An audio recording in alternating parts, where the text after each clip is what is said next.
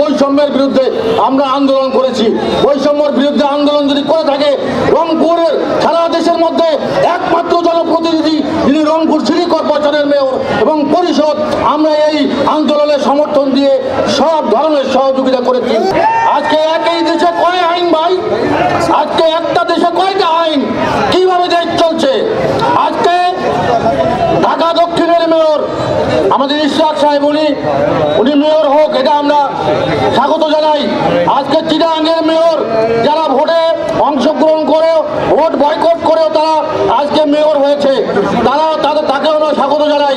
কিন্তু রংপুর সিটি কর্পোরেশনের বৈধ ভোটের নির্বাচিত পরিষদ আপনারা একই কলমের খোঁচায় বাতিল করে দেবেন, এটা রংপুরের মানুষ মানতে পারে না।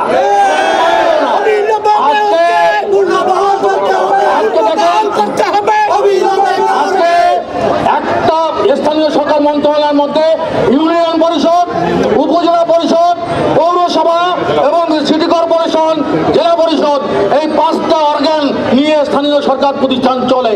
মানুষের আয় আর ঢাকার মানুষের আয় আসমান জমিন তফাৎ। একটা পানের দোকান 600 টাকা দিয়ে ট্রেড লাইসেন্স করে, এখন তাকে 1900 টাকা দিতে হবে, 2000 টাকা। কেন ভাই এই অত্যাচার? কেন এই অত্যাচার আমরা মানব না। আজকে রংপুর সিটি কর্পোরেশন একটা সাজানো বাগান ছিল, সেই বাগানটাকে এই কিছু গুড়ি কয়েক কর্মচারী কর্মকর্তা আজকে ধ্বংসের দ্বার প্রান্তে নিয়ে গেছে।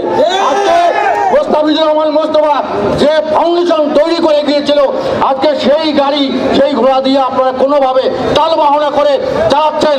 আজকে 112 কোটি টাকা ব্যয়ে আজকে যন্ত্রপাতি, আজকে আমি নতুন যন্ত্রপাতি নিয়ে আসছি, সেই যন্ত্রপাতিগুলো শুধু মাসে 20 লিটার তেলের অভাবে আজকে 20 কোটি টাকা যন্ত্রপাতি আজকে ওখানে অকেজ হয়ে পড়ে আছে। এই হলো অথর্ব এই রংপুর সিটির প্রশাসন।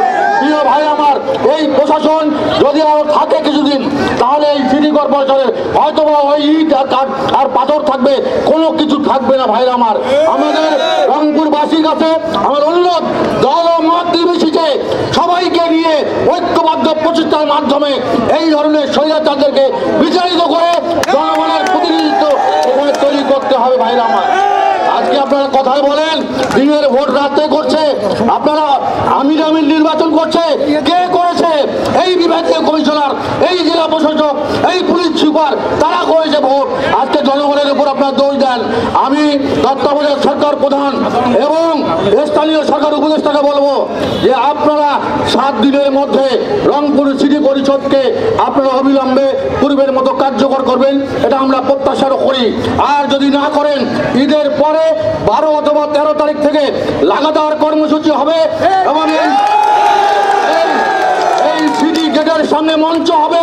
যতক্ষণ পর্যন্ত আমাদের এই সিদ্ধান্তে আমরা বাস্তবায়ন করতে পারি নাই, ততক্ষণ পর্যন্ত লাগাতার কর্মসূচি ঘোষণা করা হলো।